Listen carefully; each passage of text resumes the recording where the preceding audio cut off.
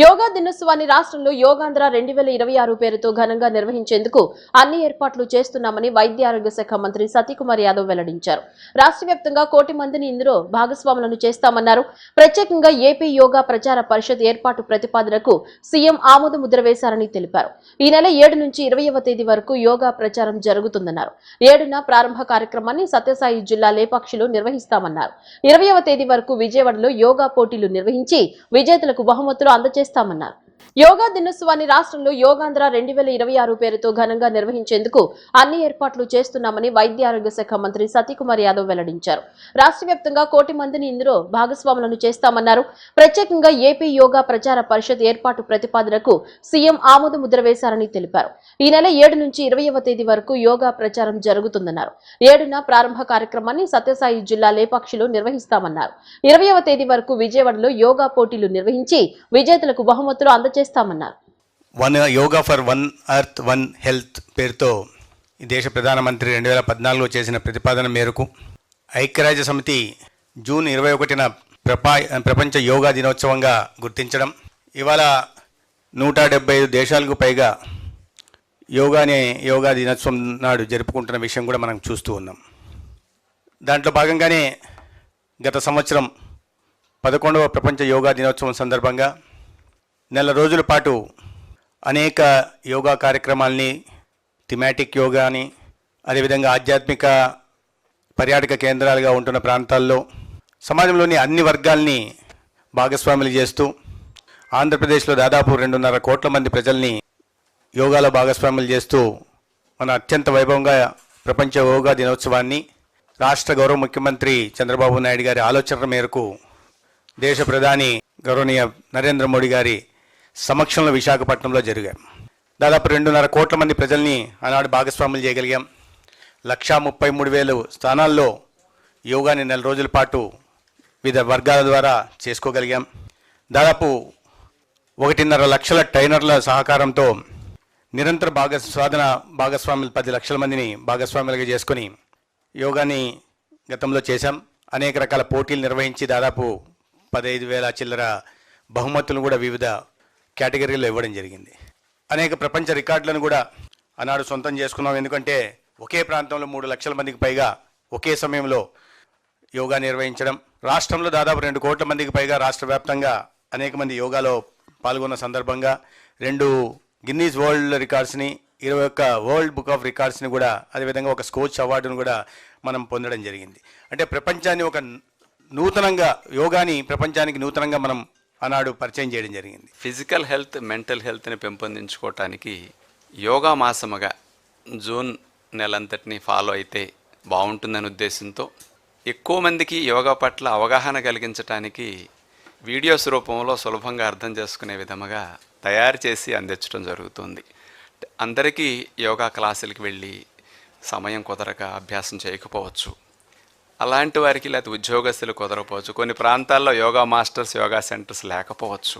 యోగా పట్ల ఉండే లాభాల్ని అందరికీ చేర్చడం కొరకు మరి సోషల్ మీడియా ప్లాట్ఫామ్స్ కానీ టీవీ ఛానల్స్ వారి సహకారంతో ఎక్కువ మందికి తీసుకెళ్తే బాగుండని 4 రకాల కేటగిరీస్లో వీడియోస్ని మేము రూపొందించి అందించడం జరుగుతుంది. ముందుగా ఒక 90 వీడియోల్ని ఒక్కొక్క ఆసనం 5 నిమిషాల చొప్పున సుమారుగా, ఏ ఆసనమైనా సరే ఒక్కొక్కటి ఒక్కొక్క ప్రత్యేకమైన ఫలితాన్ని కలిగి ఉంటుంది. దాన్ని ఎందుకు చేయాలి, ఎవరు చేస్తే ఏ లాభాలు పొందుతారు, ఎవరు చేయకూడదు, ఎలా చేయాలి అనేది ఇట్లా 90 వీడియోలను 5 నిమిషాల విడిదుండే వీడియోస్ని రికార్డ్ చేయటం, ఇవన్నీ హై క్వాలిటీలో చేయటం జరిగిందండి. ఇక రెండవది థెరపటిక్ యోగా. అంటే ఈ సైంటిఫిక్గా ప్రూవ్ అయిన విషయాలు యోగాలో ఈ మధ్య బాగా ఉన్నాయి. డయాబెటీస్ ఉంది, ఏ ఆసనాలు చేస్తే ప్యాంక్రియాస్ గ్రంథి స్టిమ్యులేట్ అయ్యి రక్తంలో చక్కెర స్థాయిలు తగ్గుతాయి అనే దాని మీద. అట్లాగే బీపీ, కీళ్ళ నొప్పులు ఉన్నవారు, డిస్క్ ప్రాబ్లమ్, సయాటిక్ పెయిన్ ఉంటే సర్జరీ లేకుండా తగ్గించుకోవడానికి ఇలాంటి థెరపటిక్ యోగా సంబంధమైన ఆసనాల్ని 15 నుంచి 20 నిమిషాల వ్యవధిలో 21 డిసీజెస్కి సంబంధించి థెరపటిక్ యోగా వీడియోస్ని రూపొందించడం జరిగిందండి. Mega power star Ram Charan కథానాయకుడిగా నటిస్తున్న పెద్ది సినిమా దర్శకుడు బుచ్చిబాబు సానా, నిర్మాత వెంకట సతీష్ కిలారు విజయవాడ ఇంద్రకీలాద్రిపై కొలువై ఉన్న శ్రీ దుర్గా మల్లేశ్వర స్వామివార్ల దేవస్థానాన్ని సందర్శించి అమ్మవారిని దర్శించుకున్నారు. ఈ సందర్భంగా ఆలయ అధికారులు వారికి ఘన స్వాగతం పలికి ప్రత్యేక దర్శనం కల్పించారు. అనంతరం అమ్మవారి సన్నిధిలో ప్రత్యేక పూజలు నిర్వహించారు. దర్శనం అనంతరం ఆలయ అధికారులు వేద పండితుల ఆశీర్వచనాల మధ్య వారికి అమ్మవారి ప్రసాదాలు చిత్రపటాన్ని అందజేసి సత్కరించారు.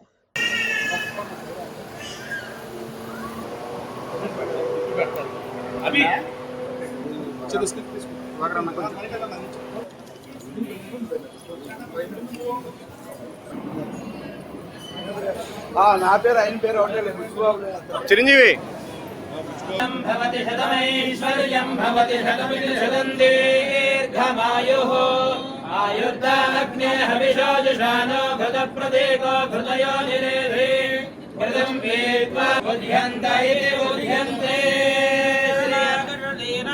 పరిత్రాణపరాయణే సర్వస్యాద్య హరే దేవి నారాయణి నమోస్తుతే.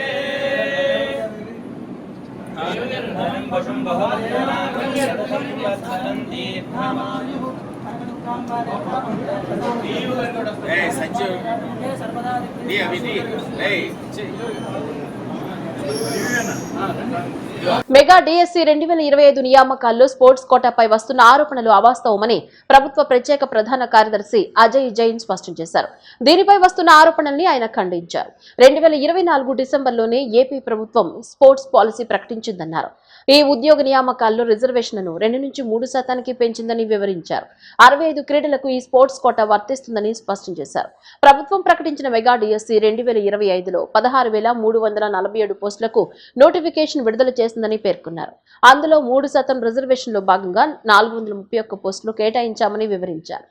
ఈరోజు దీంట్లో కొన్ని ఫ్యాక్ట్స్ స్పోర్ట్స్ కోటా గురించి కూడా ఉంటే ప్రజలకి, యూత్కి, పర్టికులర్లీ క్యాండిడేట్స్కి వాస్తవాలు చెప్పాలి ఉద్దేశంతో ఈరోజు ఇది ప్రెస్ మీట్ మనం కండక్ట్ చేస్తున్నాము.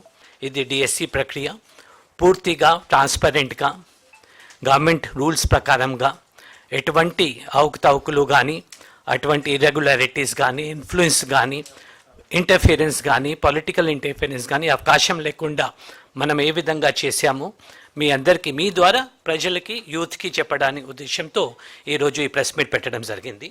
ముఖ్యంగా ఒక చిన్న పవర్ పాయింట్ ప్రజెంటేషన్ ఉంది, మొత్తం ఫ్యాక్ట్స్ చెప్తాము. తర్వాత మీది ఏమైనా క్వశ్చన్స్ ఉంటే కూడా 1 or 2 questions definitely I will try to answer.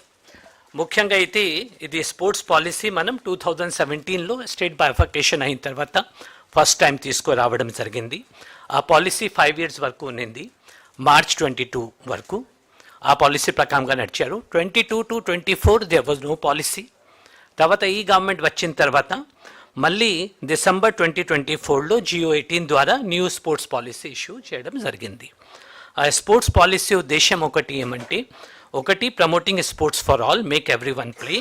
తర్వాత ఫస్ట్ టైం పారా స్పోర్ట్స్ మనందరికీ తెలుసు, చాలా ముఖ్యమైన అంశం.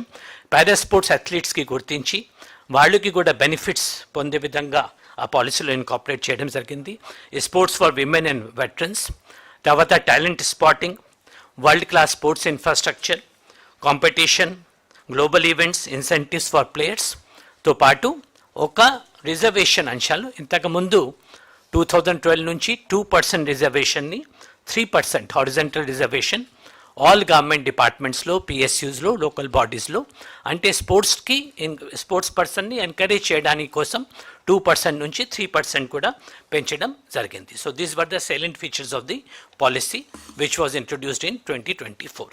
నెక్స్ట్, సో ఈ విధంగా అప్పుడు మనం ఒక 65 మనం డిసిప్లిన్స్ని ఐడెంటిఫై చేసాము. అంటే ఇది ఒక రిజర్వేషన్ ఓన్లీ ఫర్ జాబ్స్ కోసం మాత్రం కాకుండా ఫైనాన్షియల్ అసిస్టెన్స్ అయితేనేమి, ఎంప్లాయ్మెంట్ అయితేనేమి, అదేవిధంగా ఇన్సెంటివ్స్ అయితేనేమి చాలా మనం ఇస్తాము as a part of the sports policy. Telugu Desam party బీసీలకు పుట్టినిల్లు లాంటిదని, బీసీ వర్గాల సంక్షేమం, అభ్యున్నతికి తమ ప్రభుత్వం ఎల్లప్పుడూ ప్రాధాన్యత ఇస్తోందని సెంట్రల్ ఎమ్మెల్యే బోండా ఉమా తెలిపారు. ప్రజలకిచ్చిన హామీలను ఎన్డీఏ ప్రభుత్వం దశల వారీగా అమలు చేస్తోందన్నారు.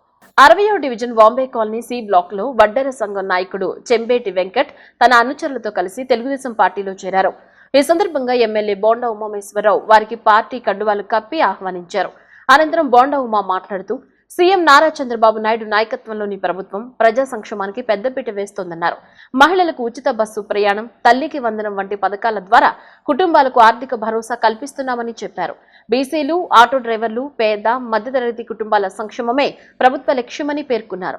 ప్రజలకు ఏ సమస్య ఉన్నా తన కార్యాలయాన్ని సంప్రదించాలని సూచిస్తూ అభివృద్ధి సంక్షేమ కార్యక్రమాలను మరింత వేగవంతం చేస్తామని తెలిపారు. బడుగు బలహీన వర్గాలన్నీ కూడా తమకి గుర్తింపునిచ్చినటువంటి తెలుగుదేశం పార్టీ వైపు తిరిగి చూస్తూ ఉన్నారు. అందుకనే పెద్ద ఎత్తున తెలుగుదేశం పార్టీలోకి జాయినింగ్ని ఏర్పాటు చేశాం. ఎందుకోసం అంటే రేపు రాబోయే కార్పొరేషన్ ఎన్నికల్లో ఈ డివిజన్లు కూడా అనేక డివిజన్లు పెరుగుతున్నాయి. 21 డివిజన్ నుంచి 29 డివిజన్లు, 8 డివిజన్లు మన నియోజకవర్గంలోనే పెరుగుతూ ఉన్నాయి. కాబట్టి అందరికీ అవకాశాలు రావాలి, బీసీలకు అవకాశాలు రావాలి. దానికోసమే నిన్న బేవర్ నారాయణతో పాటు వాళ్ళ సర్కిల్ అందరినీ కూడా పార్టీలోకి తీసుకున్నాం. అన్ని డివిజన్లో కూడా ఈ కార్యక్రమం ఇతర పార్టీల నుంచి పెద్ద ఎత్తున చేరికలు ఉంటాయని కూడా ఈ సందర్భంగా తెలియజేస్తా ఉన్నా. ఈరోజు వెంకటు ఆధ్వర్యంలో మా ఒడ్డెర సామాజిక వర్గంలోని సోదర సోదరీమణులందరూ కూడా ఇక్కడ పెద్ద బహిరంగ సభ ద్వారా ఈ కార్యక్రమాన్ని అందుకనే ఏర్పాటు చేశాం. ఈ రోజున 2024 ముందు ఒక్కసారి ఆనాటి పరిస్థితులు గుర్తెచ్చుకొని ఇవాళ 2024 తర్వాత ఈ రాష్ట్రంలో చంద్రబాబు నాయుడు గారు ముఖ్యమంత్రి అయినాక, నేను ఈ నియోజకవర్గ శాసనసభ్యుడు అయినాక, పార్లమెంట్ సభ్యుడిగా కేశినేని శివనాథ్ చిన్ని ఎంపీగా అయినాక ఏ విధంగా పరిస్థితులు ఉన్నాయో ఒక్కసారి మనం అందరం కూడా ఆలోచనలు చేయాలి. మీ అందరికీ కూడా ఇవాళ ఈ బాంబే కాలనీలో ఎక్కువ మంది అన్ని కులాల వాళ్ళు కూడా రెక్కాడితే కానీ డొక్కాడని కుటుంబాలు, ఇక్కడ చిన్న పేద మధ్యతరగతి కుటుంబాలు ఇక్కడ నివసిస్తూ ఉంటాయి. ఈ రోజున తిరుగులేని శక్తిగా ఈ రాష్ట్రంలో తెలుగుదేశం పార్టీ కూటమి ఉంది. తొలితర స్వాతంత్ర సమర యోధుడు ఒడ్డెర జాతి ఐకాన్ ఒడ్డె ఓబన్న గారికి ఈ యొక్క సభావేదికగా ఘన నివాళులు అర్పిస్తున్నాం. జోహార్ ఒడ్డె ఓబన్న, జోహార్ ఒడ్డె ఓబన్న, జోహార్ ఎన్టీఆర్, జోహార్ ఎన్టీఆర్. ఈరోజు ఆంధ్రప్రదేశ్ రాష్ట్రంలో బడుగు బలహీన వర్గాల సంక్షేమం కొరకు ఒకే ఒక్కడు ఏకైక నాయకుడు మన గౌరవ ముఖ్యమంత్రి వర్యులు మాన్యశ్రీ నారా చంద్రబాబు నాయుడు గారు. బీసీలకి సంక్షేమం రావాలన్నా, బీసీలకి రాజ్యాధికారం పొందినా, బీసీలు ఈ రోజు అన్ని విధాలుగా ముందుకు వెళుతున్నారు అంటే దానికి ప్రధానమైనటువంటి వ్యక్తి అన్న స్వర్గీయ నందమూరి తారక రామారావు గారు.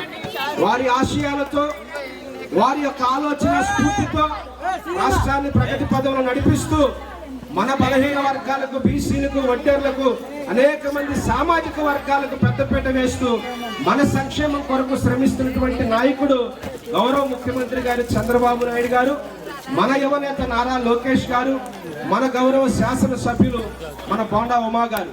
వాతావరణ మార్పులకు అనుకూలంగా సుస్థిర నగరాల అభివృద్ధికి సాంకేతిక పరిజ్ఞానం, ప్రజల భాగస్వామ్యం, స్థానిక సంస్థల మధ్య అనుభవాల మార్పిడి కీలకమని నిపుణులు పేర్కొన్నారు. యునిడో, జీఈఎఫ్, కేంద్ర గృహ నిర్మాణ, పట్టణ వ్యవహారాల మంత్రిత్వ శాఖ, National Institute of Urban Affairs సంయుక్త ఆధ్వర్యంలో నిర్వహించిన sustainable cities integrated approach pilot project ముగింపు సదస్సులో దేశవ్యాప్తంగా పట్టణాభివృద్ధి నిపుణులు, కమిషనర్లు, వివిధ విధాన రూపకర్తలు పాల్గొన్నారు. 2 రోజుల పాటు జరిగిన ఈ సదస్సులో సుస్థిర నగరాల నిర్మాణానికి అనుసరించాల్సిన ఉత్తమ విధానాలు, భవిష్యత్ కార్యాచరణపై చర్చించారు. కార్యక్రమాన్ని పట్టణ వ్యవహారాల మంత్రిత్వ శాఖ డైరెక్టర్ సురభి మాలిక్ ప్రారంభించగా విఎంసి కమిషనర్ ధ్యానచంద్ర పాల్గొన్నారు. అందరికీ నమస్కారం. ఈరోజు విజయవాడ మున్సిపల్ కార్పొరేషన్ పరిధిలో మోవా సపోర్ట్తో ఒక నేషనల్ వర్క్షాప్, క్లోజింగ్ వర్క్షాప్ జరుపుతున్నాము. ముఖ్యంగా మనకి విజయవాడ మున్సిపల్ కార్పొరేషన్లో చూస్తే 5 సిటీస్ ఎంటైర్ ఇండియాలో కలిపి యునిడో అలాగే గ్లోబల్ ఎన్వైర్న్మెంట్ ఫెసిలిటీ ఇద్దరు కూడా కలిపి దాదాపుగా 10 కోట్ల దాకా విజయవాడ మున్సిపల్ కార్పొరేషన్లో ఇన్వెస్ట్ చేయడం జరిగింది. మన దగ్గర ఉన్న రామలింగేశ్వర నగర్ ఉన్న ఎస్టీపీని అప్గ్రేడేషన్, అంటే దీని వచ్చే అవుట్పుట్ని 30 ppm ఉండేది 10 ppm చేయడానికి ఉన్న చిన్న ప్రాజెక్ట్ని కోఆర్డినేషన్తో ఈ యొక్క క్లోజర్ వర్క్షాప్ ఈరోజు విజయవాడ మున్సిపల్ కార్పొరేషన్లో క్లోజింగ్ వర్క్షాప్ పెట్టుకున్నాము. ఇక్కడ గవర్నమెంట్ ఆఫ్ ఇండియా నుంచి మోవా రిప్రజెంటేటివ్ డైరెక్టర్ గారు కూడా రావడం జరిగింది. అలాగే గుంటూరు మున్సిపల్ కమిషనర్ గారు, అలాగే జైపూర్, అలాగనే ఇంకా 2 సిటీస్ రిప్రజెంటేటివ్స్ కూడా ఇక్కడ రావడం జరిగింది.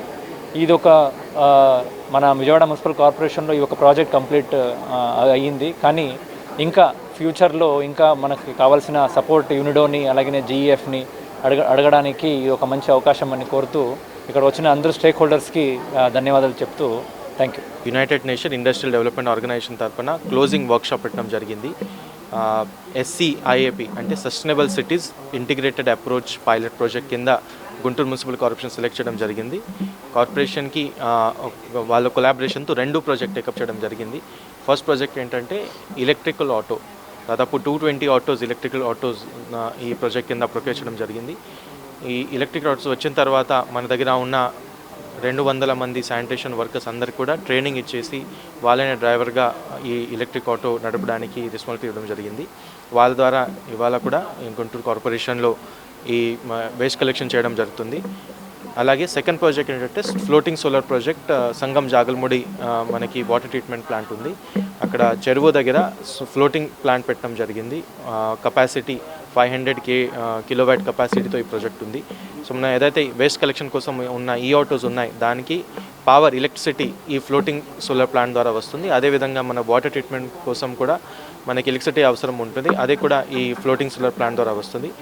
ఈ 2 కూడా చాలా సక్సెస్ఫుల్ ప్రాజెక్ట్, నేషనల్ ఇంటర్నేషనల్ లెవెల్లో రికగ్నైజ్ చేయడం జరిగింది. ఇవాళ దానికి సంబంధించి gem award, gender equity mobilisation award కూడా గుంటూరు మున్సిపల్ కార్పొరేషన్కి అందించడం జరిగింది. మున్సిపల్ సేవలను ప్రైవేటీకరిస్తూ రాష్ట్ర ప్రభుత్వం జారీ చేసిన జీవోలు 673, 975ను తక్షణం ఉపసంహరించుకోవాలని సిపిఐఎం రాష్ట్ర కార్యదర్శి వి శ్రీనివాసరావు డిమాండ్ చేశారు. ఈ జీవోల ద్వారా 14 సేవలను ప్రైవేట్ పరం చేస్తున్నారని, వాహనాలు, డ్రైనేజీ, మంచినీరు, ఆఫీస్ నిర్వహణ సహా పీపీపీ పద్ధతిలో ప్రైవేట్ సంస్థలకు అప్పగిస్తున్నారని ఆందోళన వ్యక్తం చేశారు. మున్సిపాలిటీ ఎన్నికలు జరగలేదని, ప్రస్తుతం పాలక వర్గాలు లేవని, అధికారుల పర్యవేక్షణలోనే పాలన సాగుతోందని గుర్తు చేశారు. పీపీపీ అమలైతే భవిష్యత్తులో ఎన్నికలు జరిగి చైర్పర్సన్లను వచ్చినా ఏమీ చేయలేరని చెప్పారు. పౌర సేవలు అందించడానికే ఉన్న పంచాయతీలు, మున్సిపాలిటీలకు కేంద్ర రాష్ట్ర ప్రభుత్వాలు ఫైనాన్స్ కమిషన్ ద్వారా 40% నిధులు విడుదల చేస్తే ఏ సేవను ప్రైవేటీకరించాల్సిన అవసరం లేదని స్పష్టం చేశారు. ఈ జిఓఎంఎస్ నంబర్, జిఓఆర్టీ నంబర్ 975 దీని పేరు, మొత్తం మున్సిపల్ సేవలన్నిటిని, అది వాహనాలు కావచ్చు, డ్రైనేజ్ కావచ్చు, మంచినీళ్ళు కావచ్చు, ఆఫీస్ నిర్వహణ, ఈ రకంగా 14 రకాల సేవల్ని ప్రైవేట్ పరం చేస్తూ పీపీపీ కింద ప్రభుత్వం ఈ జీవో జారీ చేసింది. అంటే ఆల్మోస్ట్ మున్సిపాలిటీని ప్రైవేటీకరించినట్టే. ఇప్పుడు మున్సిపాలిటీలోనే ఎన్నికలు అయిపోయినాయి, పాలకవర్గాలు లేవు, మొత్తం అధికారుల పర్యవేక్షణలోనే మున్సిపాలిటీ నడుస్తున్నది. ఇప్పుడు ఈ పీపీపీలు వచ్చిన తర్వాత, అన్ని సేవలు ప్రైవేట్ పరమైన తర్వాత, ఎన్నికలు పెట్టి ప్రజాప్రతినిధులు, చైర్పర్సన్లు వాళ్ళు వీళ్ళు వచ్చినా చేయగలిగిందే లేదు. అందుకని మొత్తం 975 జిఓఆర్టీ నెంబరు దీన్ని మొత్తం ఉపసంహరించుకోవాలి అని చెప్పి మేము డిమాండ్ చేస్తున్నాము. కేంద్ర రాష్ట్ర ప్రభుత్వాలు ఫైనాన్స్ కమిషన్ ద్వారా నిధులు కిందకి మున్సిపాలిటీలకి, పంచాయతీలకి ఇవ్వాలి. 40% నిధులు మున్సిపాలిటీకి, పంచాయతీలకి కిందకి డెవాల్యూ చేస్తే, కిందకి విడుదల చేస్తే, వాళ్ళు ఇవ్వాల్సిన నిధులను సకాలంలో విడుదల చేస్తే ఏ పౌర సేవలను ప్రైవేటీకరించాల్సిన అవసరం లేదు. ప్రైవేటీకరించి యూజర్ ఛార్జీల పేరుతోటి ప్రజల మీద భారాలు వేస్తున్నారు. ఇప్పటికే మంచినీటి ఇది చెత్త ఛార్జీ అన్ని గతంలో వేసి ప్రభుత్వం తర్వాత ఉపసంహరించుకోవాల్సి వచ్చింది. కేవలం ఒక ₹2 చెత్త పన్నే ప్రజలు భారంగా ఈ ఉపసంహరించుకోవాల్సిన పరిస్థితి వస్తే, అది ఒక ఎన్నికల అంశంగా కూడా మారితే, రాజకీయ అంశంగా కూడా మారితే, ఈరోజు ఒక్కసారి ఆ రోజు చెత్త పన్ను రద్దు చేస్తున్నామని చెప్పి ఎన్నికల్లో చెప్పి తర్వాత రద్దు చేసింది తెలుగుదేశం ప్రభుత్వం. ఇప్పుడు ఏకంగా 14 సేవల్ని ప్రైవేట్ పరం చేసి యూజర్ ఛార్జీలు ప్రవేశపెట్టి పట్టణ పౌరుల మీద భారాలు వేస్తే, వేల కోట్ల రూపాయల భారాలు వేస్తే ప్రజలు ఎలా భరించగలరని చెప్పి మేము ప్రశ్నిస్తున్నాం. ప్రజలే కాదు, మున్సిపాలిటీలో పనిచేసే కార్మికులు, ఉద్యోగులు, వాళ్ళకు కూడా ఉద్యోగ భద్రత ఉండదు. కాంట్రాక్టులు వాళ్ళు వచ్చినటువంటి ప్రైవేట్ కంపెనీలు వాళ్ళు యంత్రాలు పెట్టుకొని కొద్దిమందితో పని చేయించుకుంటారు. వీళ్ళందరూ ఉద్యోగాలు కూడా ఊడిపోతాయి, ఉద్యోగాల ప్రమాదం కూడా ఉన్నది. అందుకని ఈ మున్సిపల్ సర్వీసుల్ని ప్రైవేటీకరించేటువంటి ఈ జిఓ 975ని తక్షణం ఉపసంహరించుకోవాలి. లేకపోతే రాష్ట్ర వ్యాప్తంగా అటు మున్సిపల్ యూనియన్లు కానీ, ఇటు ప్రజలు కానీ, పౌర సంఘాలు కానీ అందరూ కూడా దీని మీద ప్రతిఘటించడానికి ఉద్యమం నడపాల్సిన పరిస్థితి వస్తుంది. ప్రభుత్వం దీని మీద స్పందించాలి అని చెప్పి మేము డిమాండ్ చేస్తూ ఉన్నాం. బులెటిన్లో షార్ట్ బ్రేక్.